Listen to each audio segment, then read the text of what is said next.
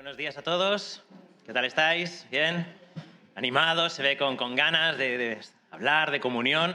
Así que eso es bueno. Además ya se acerca el periodo navideño, que es un periodo de estrés y de alegría al mismo tiempo. Así que ya estamos con todo el ambiente navideño. Muy bien, vamos a comenzar nuestro tiempo. Seguimos estudiando y meditando en el libro de Deuteronomio. Y hoy vamos a estar meditando en Deuteronomio capítulo 16 y versículo 18 hasta el 17:7. Nos encontramos en este segundo discurso de Moisés, discurso que Moisés registra en el libro de Deuteronomio y que es dado momentos antes de su muerte con la convicción y la necesidad que siente de que el pueblo esté preparado para la vida que le espera tras cruzar el Jordán. Y en el capítulo 16, previamente, habíamos estado mirando, se nos mencionan las 3 fiestas principales que tenía que vivir, que celebrar, que ir al lugar escogido todos los años, toda la nación de Israel.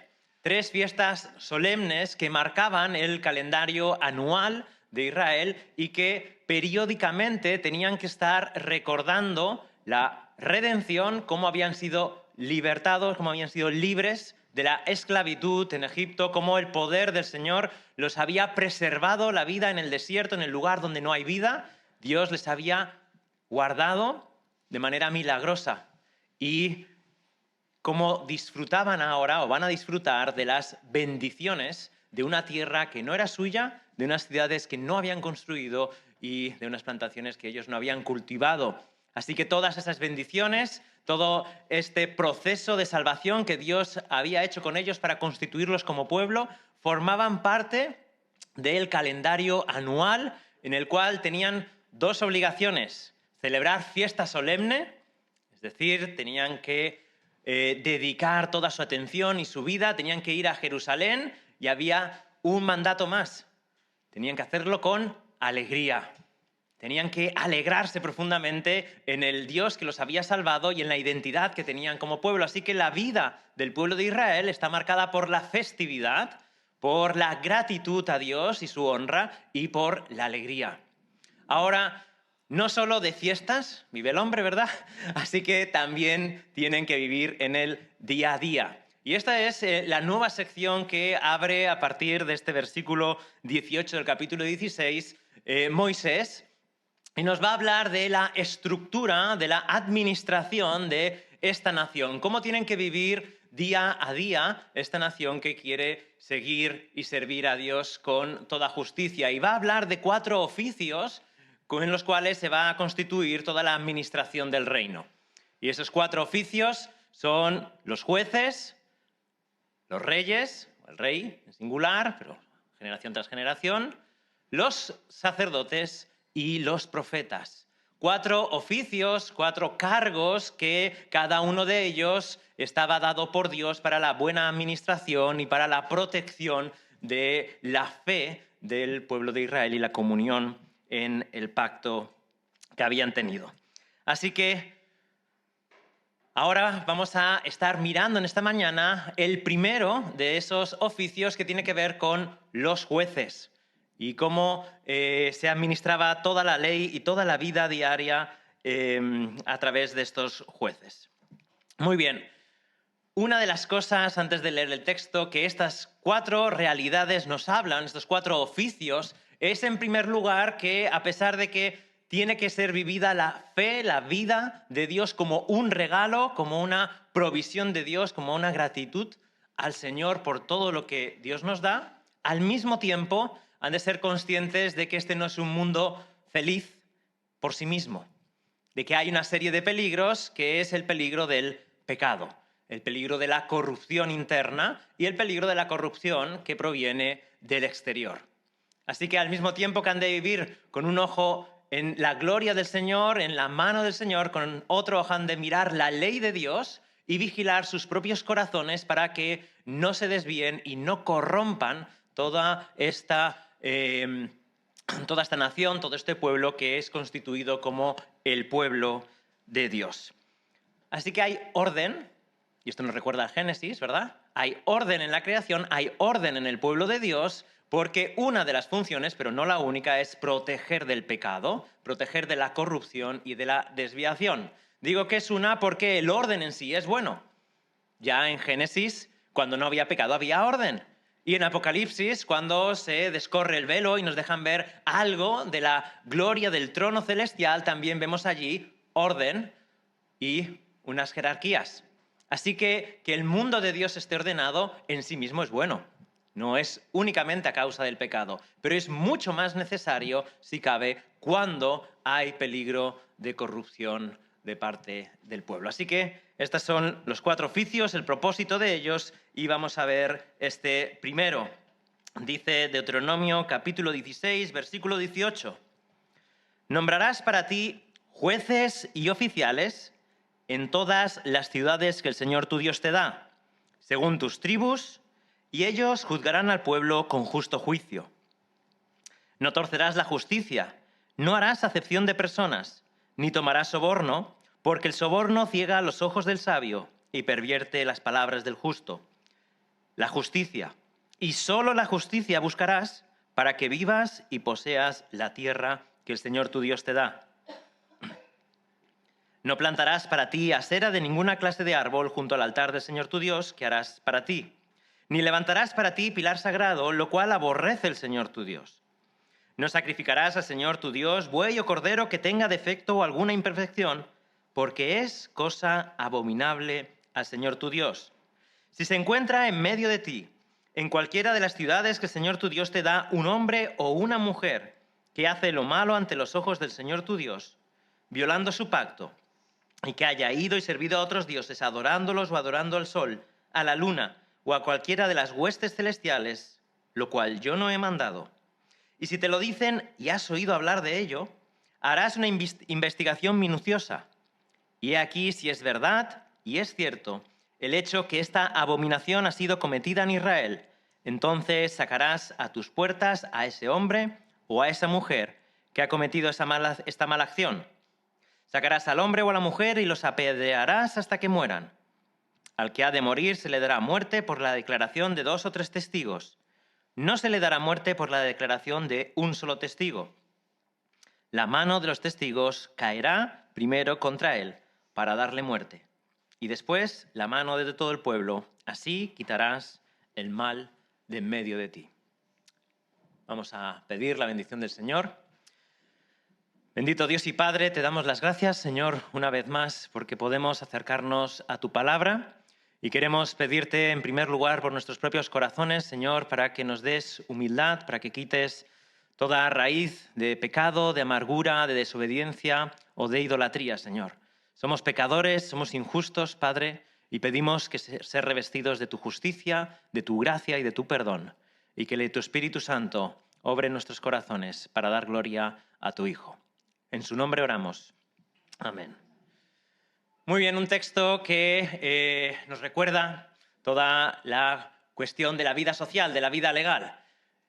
Cuando una sociedad pierde la confianza en la ley, pues esa sociedad está condenada a ir a la ruina, ¿no? Cuando las personas no se sienten ya protegidas o representadas por la ley, pues queda poco tiempo para que sucedan todo tipo de altercados, de disputas, de peleas y de que todo va a ir de mal en peor. Es curioso que algunas de estas situaciones nos recuerdan al momento presente, ¿verdad? Cuántas cosas hay que la ley parece dejar desamparados o no proteger a muchas de las personas. Saltaba la noticia hace poco, una más, de cómo al final el fisco que persigue a ciertas personas pues había tenido que recular. En este caso era un ex motociclista muy famoso que se llama Dani Pedrosa y que había estado puesto en la lista de morosos porque supuestamente no pagaba de manera regular. Después de, creo que le ha costado unos 22 millones de euros, al final se ha demostrado que era inocente. Así que este dinero se lo van a tener que devolver. Pero no es el primero ni será el último. Si os acordáis, vosotros, deportistas famosos son perseguidos por lo mismo. Xabi Alonso, un futbolista que también ganó. Jorge Lorenzo, otro motociclista que también ganó. Y al final hay toda una serie de personas que son imputadas o sospechosas por hacer algo malo y después de años al final resulta que no habían hecho nada malo. Ahora, el sentimiento de indefensión es muy grande. Claro, ellos, pues, en ese sentido han sido valientes y han decidido ir hasta el final con un gasto económico enormes sin saber si iban a tener victoria o no. Pero ¿qué sucede con todos aquellos que no tienen ni el tiempo, ni la valentía, ni las ganas de ir hasta el final a ver si es una acusación falsa o no lo es? Muchas personas, pues, lo que hace es intentar llegar a un acuerdo para no ir a juicio. Y así ya pagas y te olvidas, ¿no? ¿Cuántos de nosotros, verdad, que nos podemos encontrar en esta situación, pues si son una cantidad pequeña, no preferimos pagarla? Y bueno, pues si es justo o no es justo, es igual, yo me olvido del tema. Hay mucha inseguridad. Este es solo un ejemplo. Otro ejemplo de injusticia, pues las ayudas a la ley de la dependencia, ¿verdad? ¿Cuántas veces la ayuda a la ley de la dependencia que se ha pedido y que se tenía que cobrar no llega hasta que la persona ya ha fallecido? Y se vive, evidentemente, con una sensación de injusticia enorme. Y podríamos seguir largo y tendido acerca de un montón de situaciones y de leyes que no son justas o no se practican de una manera que es justa. Este es el mundo en el que vivimos. Pero Dios determina y pide y pone al cargo de todo el pueblo de Israel una serie de jueces que debían de buscar por encima de todo la justicia. Y este versículo 20 que hemos leído, la justicia y solo la justicia buscarás para que vivas y poseas la tierra que el Señor tu Dios te da, es la clave o la parte central de todos estos 4 oficios que va a estar explicando Moisés. La búsqueda constante y permanente de la justicia. Buscarla y desearla. ¿Por qué? Porque hay una tendencia constante, un peligro constante a ser injustos. Y el Señor va a advertir aquí de algunos de esos peligros. Muy bien. Este oficio de los jueces es el primero de los 4 y es el único en el cual no es designado directamente por Dios. Esta es una diferencia con el resto de oficios. El de rey, del sacerdote y el de los profetas son directamente determinados por la voluntad de Dios. Sin embargo, estos jueces tenían que ser escogidos de entre el pueblo.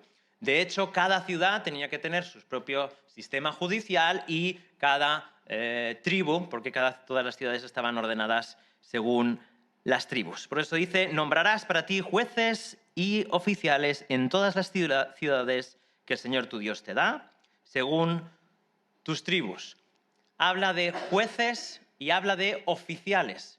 Es muy probable que sea una referencia al mismo tipo de cargo o, como mucho, algunos piensan que sea un subcargo dentro de lo mismo. Los oficiales son gente que asistía a los jueces en sus labores. No se describe y es difícil saberlo con exactitud, pero sí se sabe que los oficiales cubrían el mismo oficio, la misma función que los jueces en el pueblo de Dios. Ahora, el texto dice que ellos juzgarán al pueblo con justo juicio. Y la preocupación y la responsabilidad que tenían los jueces era de aplicar la ley, pero al aplicar la ley tenían que reflejar el carácter divino. Es decir, tenían que buscar la mejor solución para el conflicto que le era presentado según el carácter del Dios que los había sacado. Es decir, tenían que aplicar 2 cosas. Una es ser fieles a la ley, pero la otra es aplicarla con misericordia, porque la justicia de Dios no hace violencia a la misericordia de Dios. Y era su labor principal, aplicar la ley de manera que Dios fuese revelado en su carácter en esa situación de la manera más fiable y fidedigna posible. Es decir, no era simplemente un aplicar la ley y matar a la persona, ¿no? Que todo el peso de la ley cayese sobre él sin ningún tipo de misericordia, sino mirar y contemplar cuál es exactamente la situación y de qué manera se puede aplicar mejor la ley para ayudar a la persona. Hoy en día estamos, seguro que pueden venir a nuestra mente un montón de series de televisión o de películas acerca de abogados, acerca de jueces, ¿no? Y si vemos alguna de estas series, todo gira en torno a dar vueltas a la ley, buscar resquicios para intentar ganar. Y lo importante es ganar y no perder. No importa si la persona a la que defiendes es moral o si lo que vas a hacer es moral, sino que lo que importa es ganar. Buscar ese resquicio en la ley, dar vueltas y vueltas, horas de estudio para ver si hay algún caso en el que pueda ganar esta situación. Pero no era así en los tiempos de Israel, o no debería ser así, sino que el propósito no era aplicar la ley y ya está, no era ganar, no era ver simplemente si uno puede ganar, sino cómo o de qué manera la misericordia de Dios y la justicia de Dios van a ser reveladas en este caso. Así que los jueces que normalmente juzgaban en la puerta de las ciudades, donde se resolvían todos los conflictos, eso era la plaza del pueblo, el lugar céntrico era la puerta de la entrada de la ciudad, allí se dirimían todos estos casos. Juicio justo. Porque la tendencia natural del ser humano es a oscilar entre dos puntos, dos realidades entre este juicio justo. El primero de ellos es que, y el pueblo de Israel no era una excepción, es que aplicar las leyes de manera dura, fría, sin vida, y acabar siendo un legalista. Es decir, los dos peligros que hay es ir o a la derecha o a la izquierda, al legalismo o a lo que se conoce como el antinomianismo, es decir, al no aplicar la ley, al libertinaje, podríamos decir, en un sentido. El pueblo de Israel no era una excepción de caer en estas dos realidades. Y con el tiempo, la ley religiosa se fue convirtiendo en una pesada losa, cada vez más fría y más desprovista de vida. Hasta que el mismo Señor Jesucristo tuvo que combatir esta tendencia porque no reflejaba el carácter que había inspirado esa ley. Si os acordáis, vamos a leer Mateo capítulo 12, versículo del 9 al 13. Hay un momento en el ministerio de Jesús que tiene que combatir una idea errada acerca de la ley de Dios, que es promovida principalmente por una facción que se llamaban los fariseos. Acerca de la enseñanza del día de reposo, Jesús, en el capítulo 12, versículo 9, dice: pasando de allí, entró en la sinagoga de ellos, y aquí había allí un hombre que tenía una mano seca. Y para poder acusarle, le preguntaron diciendo: ¿es lícito sanar en el día de reposo? Y él les dijo: ¿qué hombre habrá de vosotros que tenga una sola oveja? Si ésta se le cae en un hoyo en el día de reposo, ¿no le echa mano y la saca? Pues ¿cuánto más vale un hombre que una oveja? Por tanto, es lícito hacer bien en el día de reposo. Entonces dijo al hombre: extiende tu mano, y él la extendió y le fue restaurada, sana como la otra. Vemos en este texto que Jesús tiene que contrarrestar la aplicación de la ley fría que hacían los fariseos de que no podían sanar ni podían hacer, supuestamente Jesús no podía hacer una serie de bienes porque era día de reposo. Y Jesús tiene que darle la vuelta a esta enseñanza diciendo que vale más la vida de la persona que el cumplimiento frío de esa ley. No significa que no tuviesen que cumplir la ley, sino que no estaban comprendiendo el propósito por el cual esa ley había sido dada y el carácter de Dios que es inspirado a través de esa ley. La falta de misericordia no reflejaba el carácter de la ley dada por Dios. Ahora, el otro extremo es igualmente peligroso. La falta de aplicación de la ley promueve la injusticia y la podredumbre y corrupción en una situación. Dice Jeremías capítulo 6, algo que el profeta tiene que combatir, el otro extremo de no hacer un juicio justo. Jeremías 6, versículos 13 al 14. Dice, porque desde el menor hasta el mayor, todos ellos codician ganancias, y desde el profeta hasta el sacerdote, todos practican el engaño, y curan a la ligera el quebranto de mi pueblo, diciendo, paz, paz, pero no hay paz. Y leemos también el versículo 19, oye tierra, he aquí, yo traigo una calamidad sobre este pueblo, el fruto de sus planes, porque no han escuchado mis palabras y han desechado mi ley. Al final, el otro peligro es que la ley que no es aplicada en base a una supuesta misericordia, que en verdad no es misericordia, lo que hace es que deja el problema sin resolver, deja la injusticia que siga su curso en la situación en la que se demande. Es un problema gravísimo porque al final lleva a la ruina, lleva a una vida llena de corrupción, de pecado, de falta de poder de cambio, porque una de las particularidades de la ley de Dios es que restaura el alma. Y por lo tanto, si la ley no es dada, no es practicada, si el juicio de parte del Señor no es dado en las situaciones de conflicto que habían, entonces no podría haber restauración de las personas ni del conflicto. Y es por eso que es tan peligroso el legalismo como lo es el antinomianismo o lo que llamaríamos hoy en día quizás el buenismo, ¿no? De nunca confrontar nada ni decir nunca nada, no vaya a ser que la persona en algún momento se ofenda y piensa que hace algo mal en su vida. Y estas dos ideas son altamente peligrosas y tienen que ser combatidas principalmente por aquellos que son los líderes de las ciudades y de las tribus, son los primeros que tienen que buscar la justicia. Así que este cargo tenía una alta responsabilidad.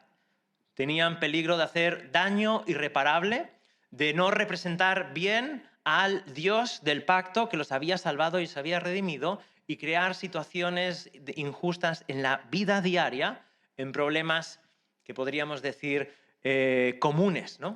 Si esta oveja era mía, si los límites del territorio los has movido o no los has movido, o en toda una serie de situaciones que al final afectan a la vida diaria, pero que tenían el recurso de ir a aquellos que van a explicar la ley y la van a aplicar de una manera justa en cualquier situación. Este principio es también igualmente válido para las iglesias.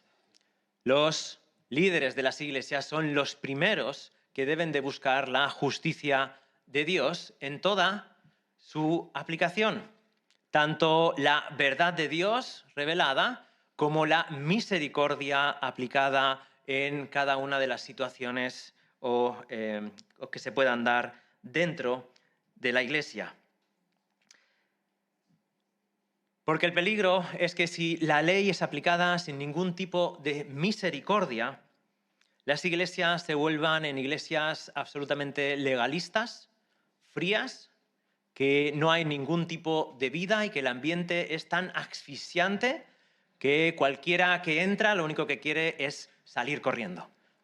Y quizás los que ya casi no se dan cuenta que están viviendo en esta situación son los que llevan muchos años bajo una vida de legalismo, una vida centrada o una iglesia centrada en lo externo, en cumplir cultos, en que las cosas por afuera se vean bien, ¿no? Sea todo bonito, todo encaje a la perfección, pero no hay amor, no hay misericordia, hay frialdad, hay lejanía en las relaciones por causa de un legalismo asfixiante.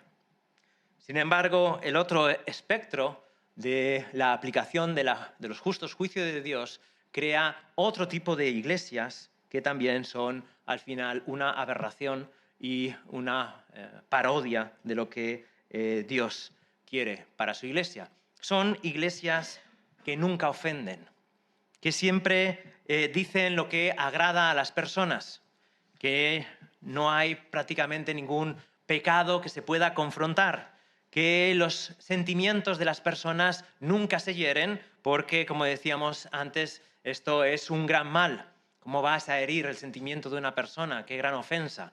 Esto que impera en el mundo en el día de hoy, que incluso en los colegios es la ley que impera, lo digo por experiencia, en el colegio de mis hijos, esa es la situación, no hay que ofender los sentimientos de ningún niño, sin importar la justicia, y al final crean situaciones absolutamente injustas entre los niños.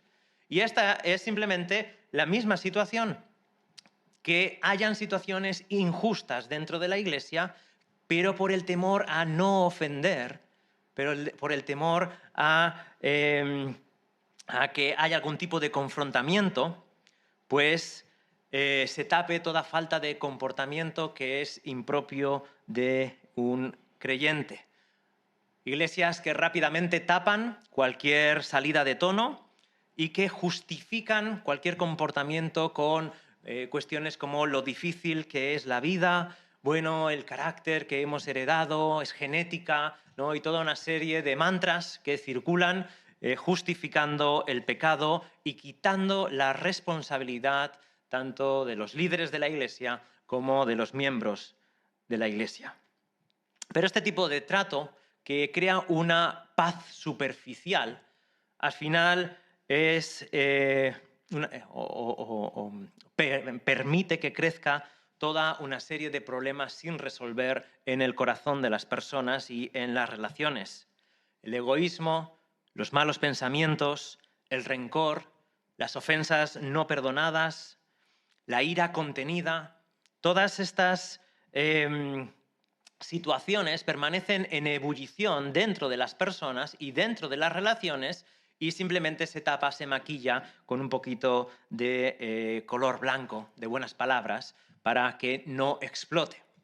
Ahora, todas estas situaciones que se tapan muchas veces con una sonrisa falsa hacen que estas iglesias sean iglesias pues, de careta, de máscara, lo que muchos llaman de hipocresía. Se saludan bien, pero por dentro están pensando mal. Se dan la mano, pero en su corazón hay aquello que me hiciste, hay que mal haces tú las cosas, ¿no? Y toda una serie de acusaciones, de ofensas y de iras que nunca salen a la luz pública, nunca se confrontan con la persona que te ha ofendido, pero que permanecen girando y circulando en los círculos de intimidad, en aquellas personas que yo confío. Y todo eso va minando la iglesia y va creando separación.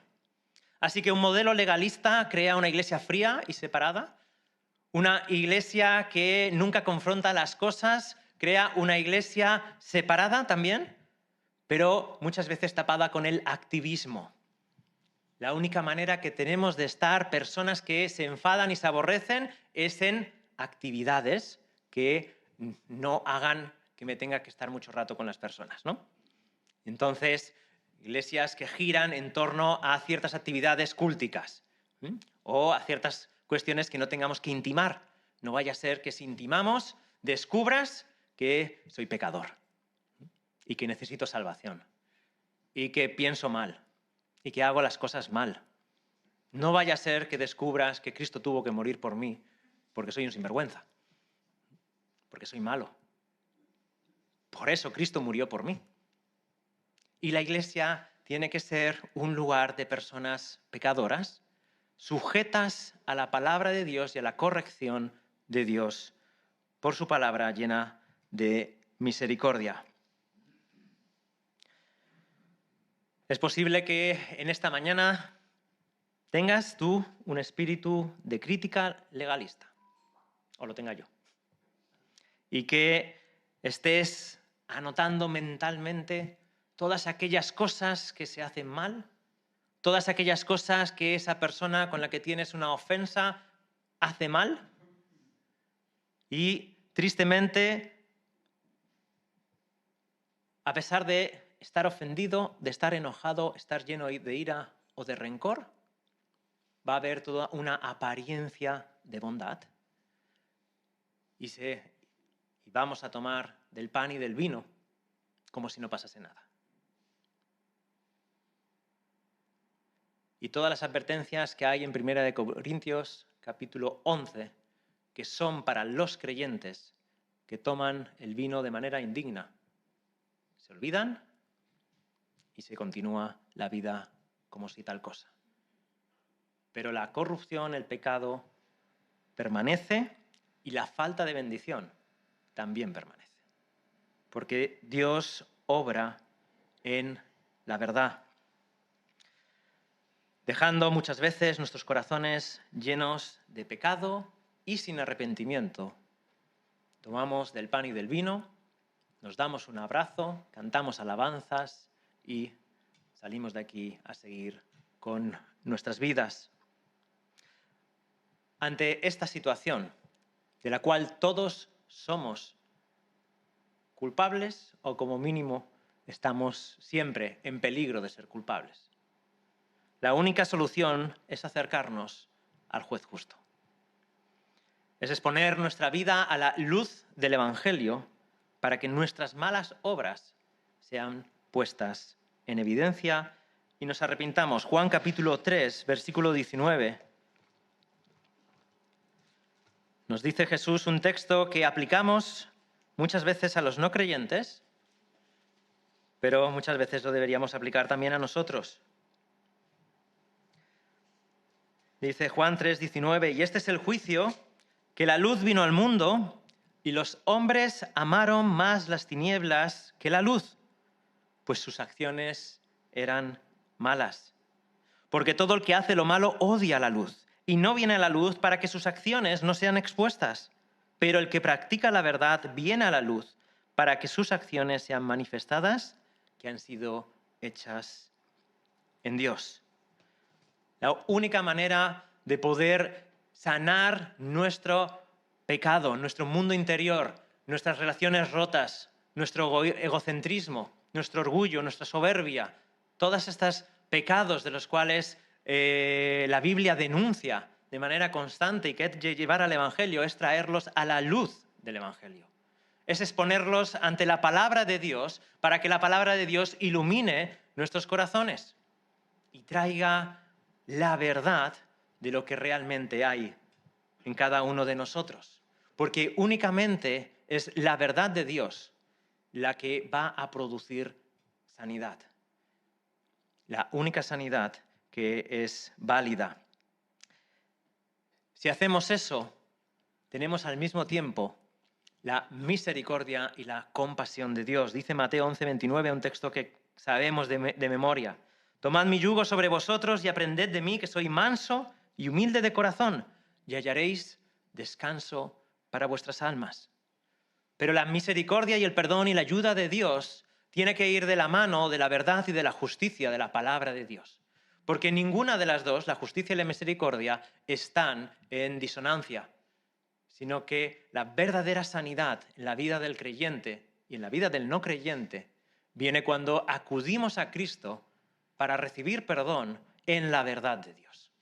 No hay otra posible sanidad en la vida. Y si nos preguntamos por qué una persona no se convierte, es porque rechaza esto. Si nos preguntamos por qué mi vida no avanza en algunas áreas de mi vida, es porque rechazamos estos principios.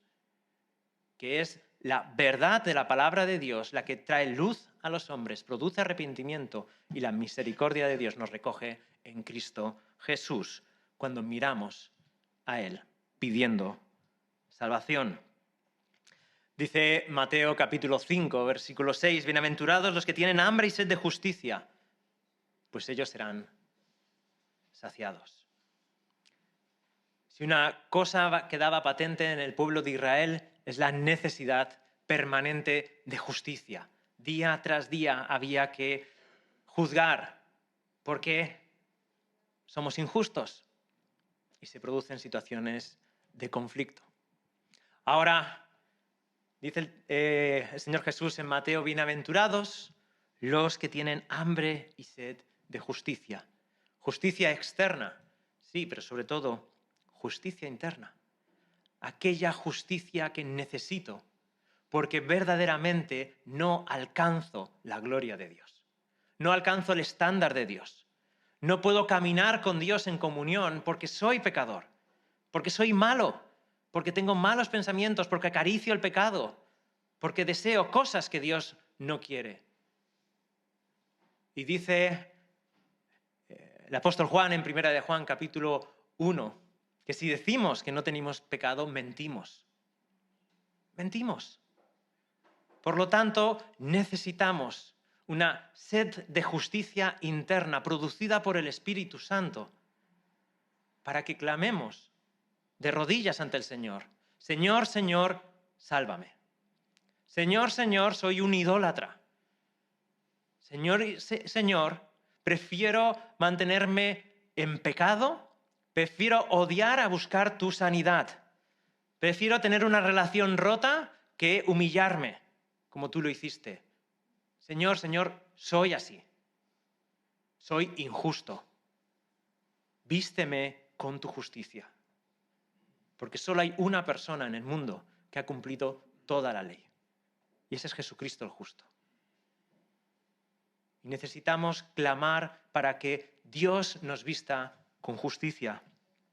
Diariamente hemos sido justificados cuando creemos en Él, pero necesitamos ser revestidos del nuevo hombre, dice la Biblia, de la justicia divina en nuestras vidas. Porque buscamos todo lo contrario. Primera de Pedro, capítulo 3, versículo 18, nos recuerda esta realidad. Y esta es una realidad que no acaba con la conversión. Dice, porque también Cristo murió por los pecados una sola vez, el justo por los injustos, para llevarnos a Dios, muerto en la carne, pero vivificado en el Espíritu. Es únicamente la persona de Jesús, que es perfectamente justo, el que nos puede rescatar y nos rescata de nuestra injusticia. Y la única manera de poder ir siendo transformados como individuos y como iglesia es mirando al Salvador. Es reconociendo nuestra realidad y suplicándole, Señor, Señor, hazme justo. Señor, Señor, ayuda a mi fe. Sálvame. Porque el Evangelio consiste en eso. Desde que entramos en la comunión con el Señor hasta que estemos con Él en gloria. Solo hay un Salvador y no puedo andar en mi justicia. Necesito constantemente la justicia de Dios. Necesito el perdón divino sobre mi vida. Necesito ser justo con los demás y no lo soy. Señor, hazme justo. Vamos a orar.